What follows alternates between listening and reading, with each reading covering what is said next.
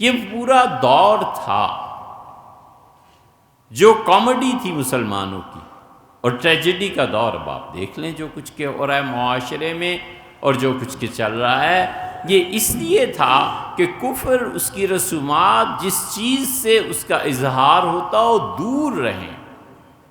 اللہ اسی لیے کہتا ہے، ہاں وہ اجازت دیتا ہے اور کہتا ہے کہ باہمی زندگی میں ایک دوسرے سے تعلق رکھنا، ایک دوسرے کی شادی غمی میں شریک ہونا ٹھیک ہے، لیکن جب بھی مذہب اور عقیدے کی بات آئے گی کوئی کمپرومائز نہیں، برداشت کرنا ہے، بس اس سے زیادہ کچھ نہیں.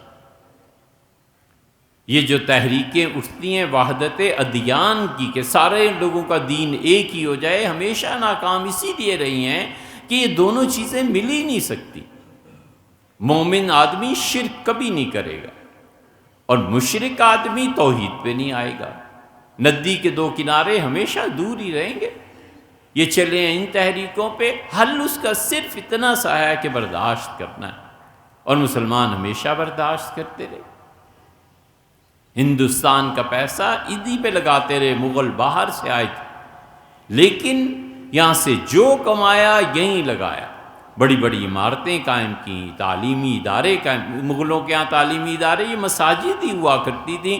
جس گاؤں میں 32 بچے پڑھنے کے قابل ہو گئے اس مسجد میں اسکول کھل جاتا تھا اور اسی کے مندر میں بھی اسکول کھل جاتا تھا.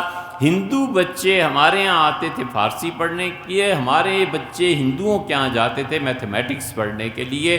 دونوں قومیں ایک دوسرے کے ساتھ ایسے ہی کرتی تھیں، ایسے ہی ہوتا تھا. لیکن یہ تو نہیں ہے کہ دین ایک ہو جائے. کوئی زمانہ تھا ہم بھی پروڈکٹیو تھے، ہم نے بڑا کچھ دیا دنیا کو. اس دور کو تو خیر کیا یاد کرنا، لیکن اس کے بغیر گزارا بھی نہیں ہے. مذہب میں، دین میں، عقیدے میں ہم کبھی یکجا نہیں ہو سکتے، اور دنیا میں ایک دوسرے سے تعاون کرنے میں، سیکھنے سکھانے میں کبھی ہم الگ بھی نہیں ہو سکتے. یہ اصول اور قاعدے کی باتیں ہیں. اس لیے تہذیبیں ایسے ہی جنم لیتی ہیں، تہذیبیں ایسے ہی پروان چڑھتی ہیں، کلچر اسی طرح فروغ پاتا ہے اور لوگ ایک دوسرے سے استفادہ کرتے ہیں. راشڈل فرینچ، اس کو پڑھیے جا کے. اگر یہ باتیں سمجھ میں نہ آئیں، بھیا کہیں اور جمعہ پڑھا کیجئے، نفل پڑھ لیجئے، کیا فائدہ وقت ضائع کرنے کا. ہم اسی لیے یہ بات کرتے ہیں ہمارے بچے جانیں ہم لوگ کیا ہیں. یہ ممبر اسی لیے ہوتا ہے کہ تعلیم دی جائے. اگر ممبر سے نئی تعلیم نہیں ملتی اور ہر بار وہی قصے اور کہانیاں، اس سے بہتر ہے بندہ جا کے کہیں نفل پڑھ لے. راشڈل کو پڑھیں آپ، اور راشڈل نے صراحت کے ساتھ لکھا ہے کہ ہم پہ وہ زمانہ آیا جب پیرس یونیورسٹی کے جتنے لوگ تھے جمع ہوئے اور انہوں نے کہا کہ ابن رشد کی کتابوں پہ پابندی، کیونکہ ابن رشد کو پڑھنے سے عیسائیت کے عقیدے پر زد پڑتی ہے. یہ تو اس نے لکھا، اور اس کی حقیقت یہ ہے کہ ابن رشد اپنی کتابوں میں کیوں کا فلسفہ بھی دیتا ہے، کیسے کیوں ہے، اس کی تحقیق کرو، اور پھر تحقیق کے بعد جا کے پتہ چلتا ہے کہ قصہ ہی جھوٹا ہے.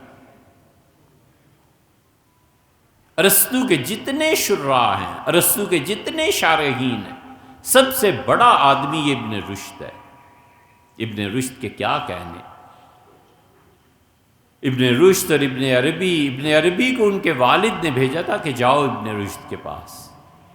حیرت ہوتی ہے جو ابن عربی رحمۃ اللہ علیہ ان کے تصوف پہ تنقید کرتے ہیں، 4 سطریں ابن عربی کی نہیں پڑھ سکتے، اور اللہ کی شان ہے وہ بھی ابن عربی رحمۃ اللہ علیہ بحث کریں. ابن عربی گئے تھے اپنے بچپن میں ابن رشد سے ملنے، تو پیرس یونیورسٹی نے طے کیا کہ ابن رشد کی کتابیں بین اور اس کو نہیں پڑھا جائے گا. اور راشڈل نے خود لکھا، 1858 میں پیدا ہوا تھا وہ، 1924 میں انتقال ہوا ہے، برطانیہ کا. آپ اس کو نکالیے انٹرنیٹ پہ آپ پڑھیے، آپ کو پتہ چلے.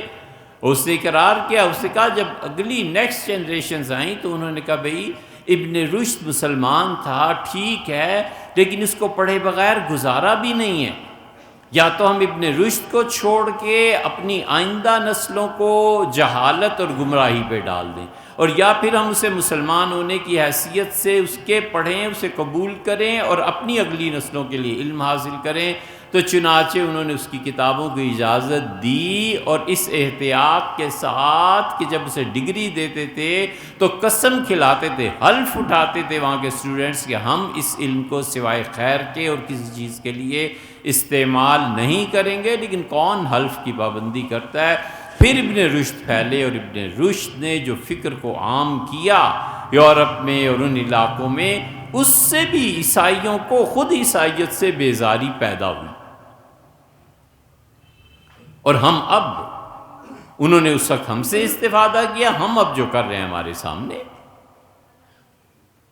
فرق اتنا سا ہے کہ اب ہمارے بچے جاتے ہیں اور انصاف نہ ہونے کی وجہ سے، معاشرتی اقدار اور وسائل کے ثابت نہ رہنے کی وجہ سے ہمارے یہاں اس کے بجائے وہ وہیں ٹھہر جاتے ہیں۔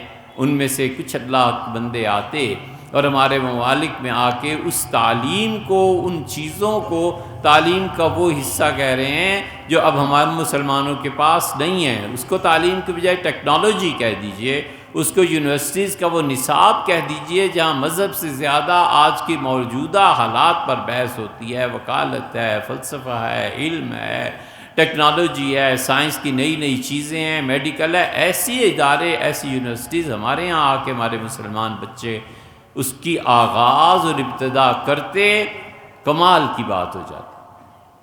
یہ فتویٰ ہر مولوی کو آتا ہے کہ آغا خان میں جانا حرام، وہاں کے علاج حرام، بالکل مت جاؤ۔